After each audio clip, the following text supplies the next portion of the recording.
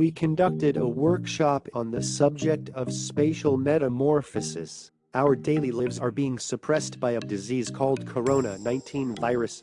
It has already been half a year since he lived in isolation in a limited space called home due to social pressure and health concerns. In such an isolated situation, we have a chance to think about the residential space. Of the many problems caused by isolation by others, not by our own will, we focused on loneliness and boredom. As we spend more time in one space, we have become constantly demanding more diverse spaces and cannot solve them, making us feel bored. Also, with limited contact with friends or lovers, human beings who are social animals are naturally feeling lonely. This site is the first apartment built in Gwangju, and the largest road in Korea is located in Gwangjin-dong, making it an old residential area with little management compared to the highly developed surroundings. Our team uses a total of 3 design languages: transformation, touch, and nature in this workshop. First, I will explain transformation. The method of operation is simply that cylindrical walls are articulated together and a fine circular rail is installed on the floor of the house. If you apply force to move the wall, you will move in unpredictable directions, like a kaleidoscope.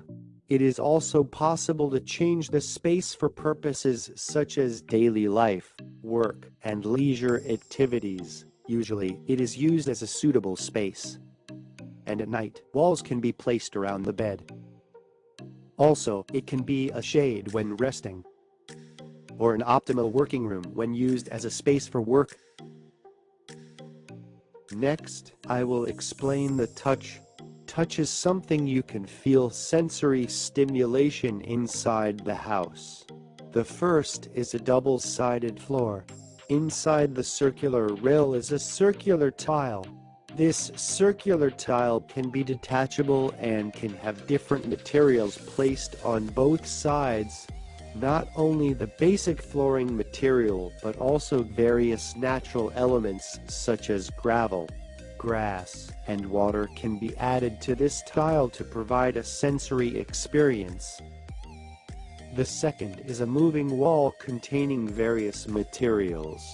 The cylinder that forms a moving wall can be detached and attached, and the cylinder can contain various natural elements and other elements that residents want.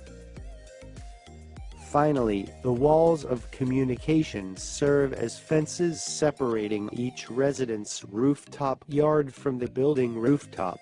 The communication walls between the two spaces change shape by pushing and pulling residents on both sides as needed, allowing them to communicate.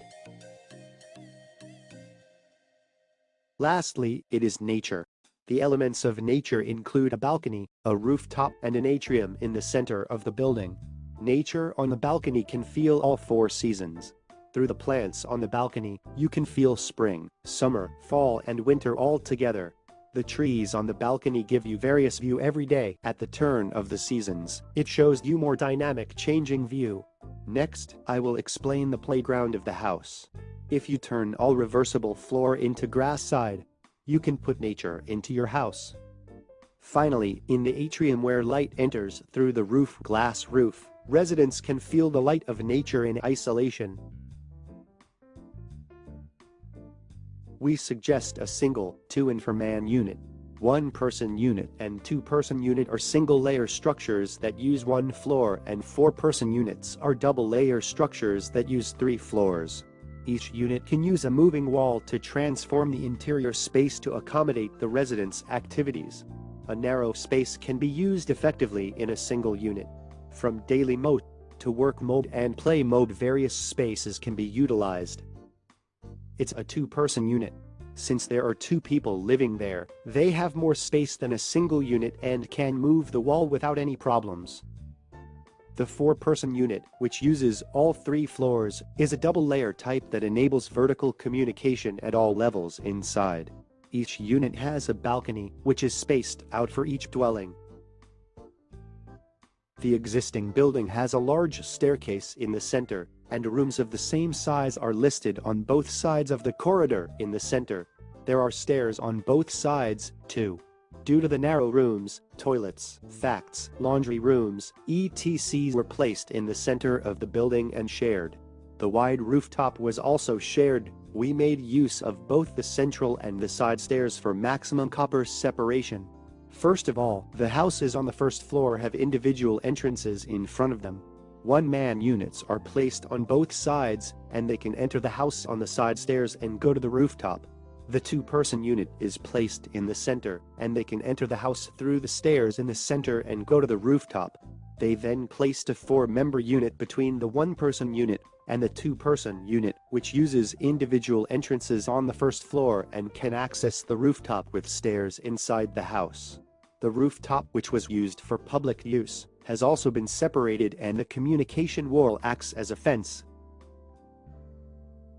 Wouldn't these three proposals allow us to enjoy self-imposed solitude, not isolated by the social atmosphere? I hope you find our proposal interesting. Thank you for listening.